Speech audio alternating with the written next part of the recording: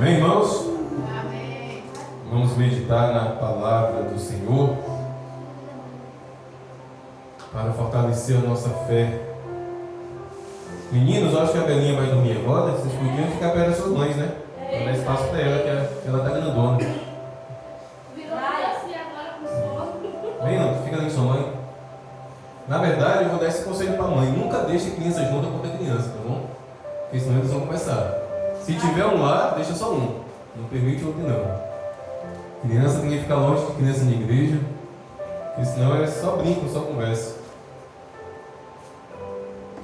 Amém? Amém. Vamos ouvir a voz de Deus, meus irmãos, para fechar a panela, né? Fechar a tampa da panela de oração com a palavra de Deus. Deixa eu orar uma vez mais, deixa eu clamar pela misericórdia, né? Para prestar atenção na palavra, tá bom?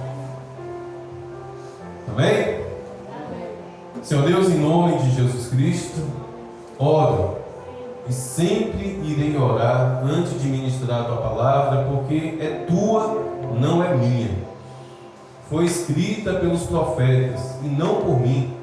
Homens de comunhão profunda com teu Espírito Santo, Deus, não foi mim, não foi por mim, não foi a minha sabedoria, não foi o meu intelecto, Deus, é a tua palavra santa e poderosa, e eu clamo pela tua misericórdia.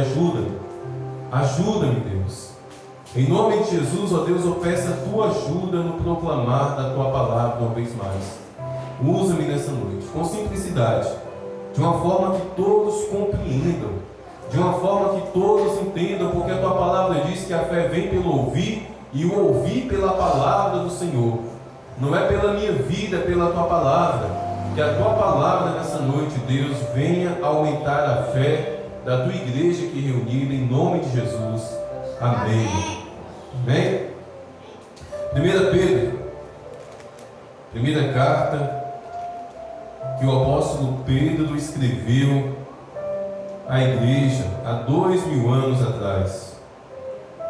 1 Pedro, capítulo 5, versículo 8. Assim diz a palavra de Deus, assim orienta, meus irmãos, o apóstolo Pedro. Preste bem atenção no que esse amado apóstolo, que caminhou com Jesus, fraquejou em determinado momento, negou Jesus não somente uma, não somente duas, mas 3 vezes, mas foi tomado por arrependimento. Foi tomado por arrependimento e se reconciliou e se tornou uma das colunas da igreja. E o apóstolo Pedro, em sua carta, em sua primeira carta, capítulo 5, versículo 8, nos escreve: sejam sóbrios, sejam vigilantes. O inimigo de vocês, o diabo, anda em derredor, como um leão que ruge procurando alguém para devorar. Amém? Amém. E misericórdia, na verdade. Satanás, o nosso inimigo, ele anda, meus irmãos, ao nosso derredor. Meus irmãos, é uma questão quase que teológica, mas acredite, o inferno está vazio. O inferno está vazio. Não existe demônios no inferno. O diabo não está no inferno. Satanás e os demônios só irão para o inferno após o julgamento. Após eles serem amarrados, eles serão jogados no inferno e posteriormente serão jogados também no lago de fogo. Mas nesse exato momento, Satanás e seus demônios perambulam pelas ruas, ao redor dos lares, sobre os lares. O mundo que nós enxergamos não é o mundo espiritual que nós não enxergamos. Existe toda uma realidade espiritual que os nossos olhos não enxergam, que de vez em quando, para uma ou outra pessoa, Deus concede o dom, o abrir da visão espiritual para enxergar. Mas não são todos. E que bom que não são todos, porque acredite, ver demônios não é nada legal. Ver demônios é tenebroso.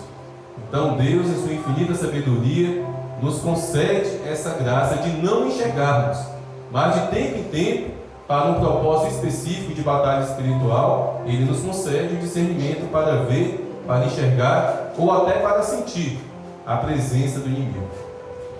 E esse texto, meus irmãos, nos revela isso, que Satanás está ao nosso derredor e que ele é o nosso inimigo. Meus irmãos, todo inimigo precisa de uma arma. Todo inimigo precisa de uma arma. Quando o apóstolo Pedro escreveu esse versículo, recebeu essa revelação, as armas daquele tempo eram as espadas, eram lanças, eram as armas daquele tempo. A ciência evoluiu, a tecnologia aumentou, a maldade dos homens também aumentaram, e hoje são revólveres, metralhadoras, mísseis, bombas, aviões de guerra. Por quê? Porque todo inimigo precisa de uma arma. Se um país se levantar contra o outro, se um país se tornar inimigo de outro país, aquele país que se colocou como inimigo daquele país vai usar suas armas. Da mesma forma diante dos nossos olhos, uma pessoa que se levanta como inimigo de outra pessoa, aquela pessoa que está se colocando como inimiga vai procurar uma arma. Um pedaço de pau, uma faca, ou Deus me livre e guarde, uma arma de fogo. Todo inimigo precisa de uma arma, e com Satanás não é diferente. Meus irmãos, a arma de Satanás não é um tridente. Satanás ele foi desenhado, Satanás ele foi marcado nas histórias, de boca a boca, como um bicho muito feio, com chifre, com rabo, com pés de bode, um dragão, uma serpente. De fato ele é tudo isso, de fato ele é feio de morrer. Mas acredite, a arma de Satanás não é nem a feiura dele, muito menos um tridente na mão. A arma de Satanás, meus irmãos, sabe o que é? A arma de Satanás contra as nossas vidas é o pecado. O pecado é a arma de Satanás para nos atacar. Satanás nos ataca com as armas que nós damos para ele. Nenhum exército faz isso. Nenhum exército pega as suas próprias armas e dá para o inimigo, para que o inimigo o ataque com as próprias armas. Mas nós, infelizmente, fazemos isso com Satanás. Porque as armas de Satanás para me atacar e para te atacar é o pecado, é a desobediência, é a rebeldia à palavra do Senhor e a Deus. E como Satanás tem enchido as suas mãos com essas armas, como Satanás tem enchido as mãos dele com essas munições chamadas pecado, desobediência, vida em desacordo à palavra de Deus. E é triste, é muito triste essa realidade. Por quê? Porque nós acreditamos que quando Satanás nos ataca, ele nos ataca com as armas que ele tem. Porque, meus irmãos, é muito mais fácil acreditar que Satanás está me atacando porque alguém fez um trabalho de macumba. É muito fácil acreditar nisso. É muito fácil acreditar que o Satanás só está conseguindo me atacar porque colocaram meu nome na boca do sapo. É muito fácil acreditar que Satanás só está nos atacando porque pegaram uma foto nossa e enterraram dentro do cemitério. É muito fácil acreditar nisso. Mas difícil é reconhecer que são os nossos pecados que nos separam de Deus, e ao nos separar de Deus, nos aproximam do diabo. Certa vez eu vi um pastor, chamou uma mulher à frente, ao altar, e essa mulher já se levantou da cadeira chorando. De fato e verdadeiramente aquela mulher estava sofrendo.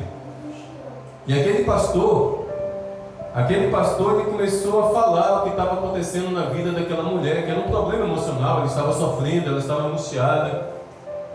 Ela estava usando na mão esquerda a aliança dela e na mão direita outra aliança, que era do marido. Aquela mulher havia sido abandonada pelo marido. Aquela mulher de fato estava sofrendo. Até então aquele pastor estava sendo fiel ao que ele estava recebendo de Deus. Minha irmã, Deus vai te consolar. Minha irmã, Deus vai enxugar as suas lágrimas. Minha irmã, teu marido te abandonou, mas Deus não te abandonou.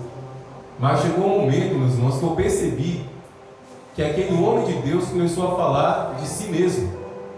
E por que eu digo isso? Porque ele começou a dizer o seguinte: minha irmã, foi feito um trabalho de feitiçaria contra a sua vida. A amante do seu marido, essa mulher que agora está com ele, Ela pegou uma cueca. Ela pegou uma cueca do seu marido. Pegou terra de cemitério. Colocou dentro de uma sacola. Colocou a cueca do seu marido dentro dessa sacola. E ela enterrou no quintal da casa dela. É por isso, minha irmã. É por isso que o seu marido te abandonou. Ali eu tive discernimento que aquele homem estava falando de si mesmo. Porque raciocine comigo, meus irmãos. O bonitão arruma um amante. O bonitão começa a atrair a esposa. O bonitão sai de casa para morar com o amante. E a culpa é de uma macumba? A culpa é de uma cueca enterrada no quintal com terra de cemitério? Não, a culpa é dele. Foi ele que pecou. Foi ele que cedeu à tentação. Foi ele que traiu a esposa e traiu os filhos. A culpa é dele. Pode ter tido uma obra de feitiçaria, de macumba? Sim, pode até ter tido. Mas essa obra de feitiçaria encontrou um puleiro no coração daquele homem, porque não existe maldição sem causa. Meus irmãos, o trabalho de feitiçaria, de magia negra, só se achega em nossas vidas se encontrar um puleiro. A Bíblia fala que a maldição sem causa, ela volta. Volta para onde? Para quem enviou. Se alguém fazer uma obra de feitiçaria contra a sua vida, e essa obra, essa maldição, esse demônio chegar perto de você e não encontrar um puleiro para repousar, ele volta. E qual é o puleiro? O pecado, a desobediência, uma vida longe do Senhor. Porque Satanás e seus demônios, meus irmãos, eles não fazem o ser humano pecar. Meus irmãos, Satanás não faz nenhum ser humano pecar. Pare de acreditar nisso em nome de Jesus. Ah, foi o diabo que me fez pecar. Ah, foi o diabo que me venceu. Ah, foi o diabo que me fez beber. Mentira! Foi o diabo que meteu a mão na carteira, tirou o dinheiro da carteira e te deu dinheiro para você beber. Não, foi você. O pecado é do homem, o pecado é do ser humano. É o homem, é a mulher que peca. E ao pecar, Satanás recebe uma arma. Satanás recebe uma lança para alvejar a vida daquela pessoa. Certa vez, no Evangelho de Mateus, capítulo 15, vamos ver se é isso mesmo? Isso. Evangelho de Mateus, capítulo 15, versículo 19, preste atenção. Jesus nos trazendo a seguinte revelação, na verdade, Jesus esfregando a verdade na nossa cara. Olha só o que Jesus Cristo disse no Evangelho de Mateus, capítulo 15, versículo 19. Porque é do coração do homem que procedem os maus pensamentos, os homicídios, os adultérios, a imoralidade sexual, furtos, falsos testemunhos, blasfêmias. É do coração de quem? Do diabo? Da macumbeira, da feiticeira? Não, é do coração do homem, é do coração da própria pessoa. Quando Jesus aqui diz homem, é no sentido de humanidade, é homem e mulher. Então, meus irmãos, Satanás é inocente do nosso pecado. Satanás não tem culpa nenhuma do nosso pecado. Ele, na verdade, abre um sorriso de orelha a orelha, porque quando nós pecamos, nós estamos entregando para ele armas para atacar a nossa própria vida. E, meus irmãos, todo ser humano tem capacidade de dominar e vencer o pecado. Todo ser humano, meus irmãos, tem o direito de escolher o certo e o errado. Ainda mais se esse ser humano estiver na igreja. Ainda mais se esse ser humano for um homem ou uma mulher que fez uma aliança com Jesus. Porque, como eu preguei aqui no último culto, a partir do momento que uma aliança é feita com Jesus Cristo envia o Espírito Santo para repousar no coração desse homem, para repousar no coração dessa mulher. Hoje à tarde, Neto estava comigo lá no mercado, na mercearia, e uma mulher olhou para ele e ficou feliz da vida. Ô, Neto, que bom que você parou de beber, Neto, que maravilha, Neto, continue assim.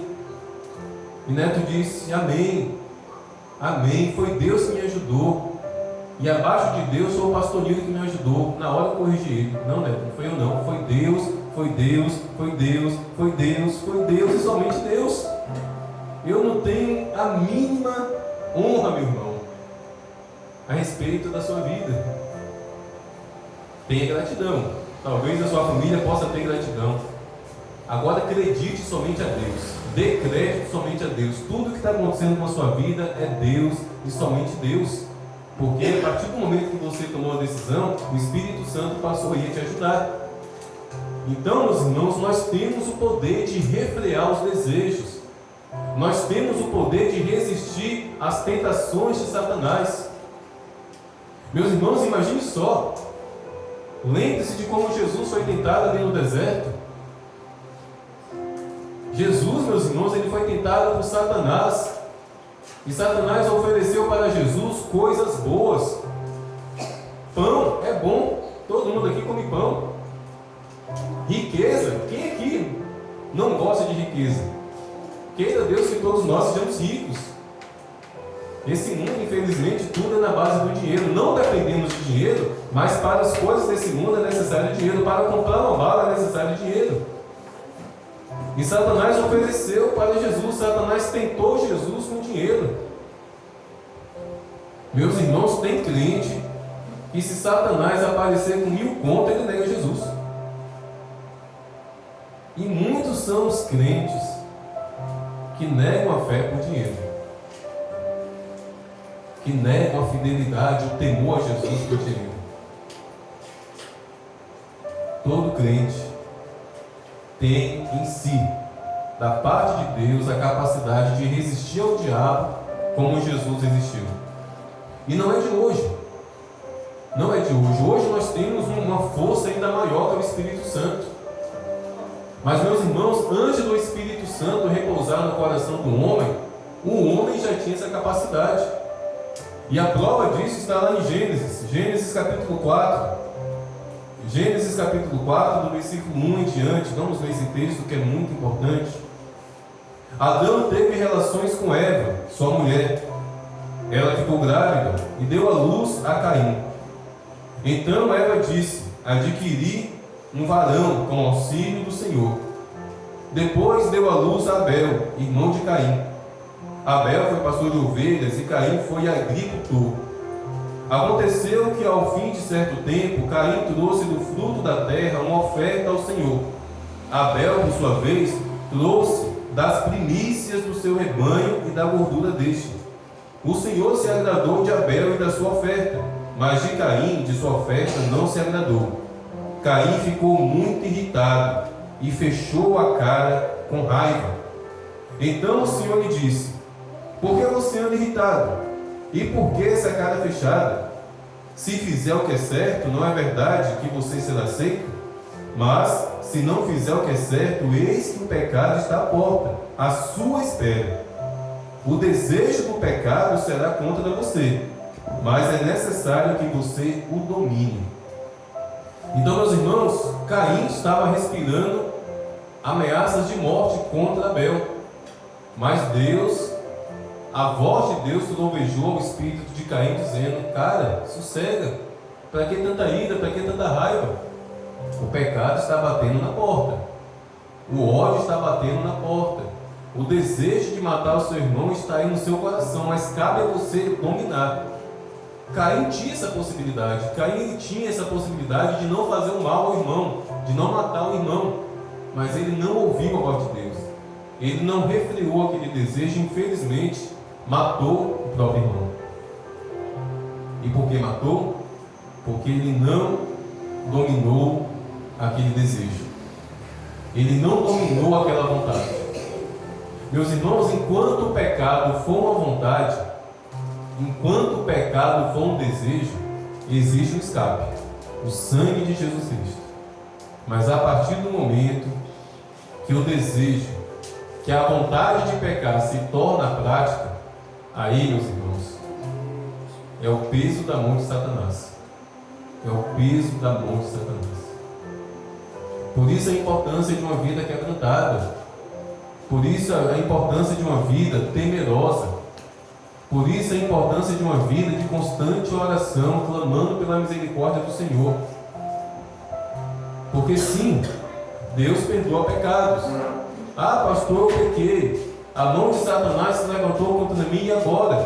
Se arrependa, peça perdão, mas faça aquilo que Jesus ordenava a todos aqueles que ele perdoava: vá e não peque mais. O problema é que a gente peca, se arrepende, pede perdão e continua pecando. Quem peca e pede perdão e volta para pecar, não está arrependido. Não está arrependido. Deus só perdoa pecados de quem se arrepende. Não basta simplesmente pedir perdão. É necessário se arrepender, e não existe arrependimento sem abandonar o pecado. Não existe. Então, meus irmãos, princípio de batalha espiritual: não dê armas para o inimigo. Ou seja, segundo essa palavra, segundo a revelação de Deus nessa mensagem, não peque. Não peque. Se pecarmos, estaremos municiando Satanás e seus demônios, que se levantarão contra as nossas vidas com grande fúria. O apóstolo Pedro, voltando lá na carta do apóstolo Pedro, ele fala que o diabo nos odeia. Meus irmãos, o problema não está aí. Não existe problema algum de Satanás nos rodear, que ele continua nos rodeando, até se cansar, até dar cãibra nas pernas dele. O problema não é Satanás nos rodeando. O problema é Satanás se aproximando com fúria para nos derrubar. E Satanás só se aproxima quando vê uma porta aberta. Satanás só se aproxima quando percebe que a nossa vida foi rasgada pelo pecado, que a nossa vida foi escancarada e uma avenida foi aberta para ele avançar com fúria e destruição contra as nossas vidas. Deus perdoa, Deus tem misericórdia, Deus tem compaixão dos nossos pecados. Mas acredite, meus irmãos, melhor do que ser perdoado é ser fortalecido para não pecar. Todos pecaram, todos necessitam da graça, da misericórdia do Senhor, é verdade. Mas nós podemos, meus irmãos, nos esforçar em Cristo Jesus, nos esforçar a viver uma vida no poder do Espírito Santo para vencer o pecado. Só cabe a mim, só cabe a você. Com o auxílio do Espírito Santo, nós podemos existir e nós podemos vencer essa guerra contra Satanás e seus demônios. Amém? Amém. E não se esqueçam, nesta guerra de Satanás e seus demônios contra as nossas vidas, as armas que eles usam são os nossos pecados.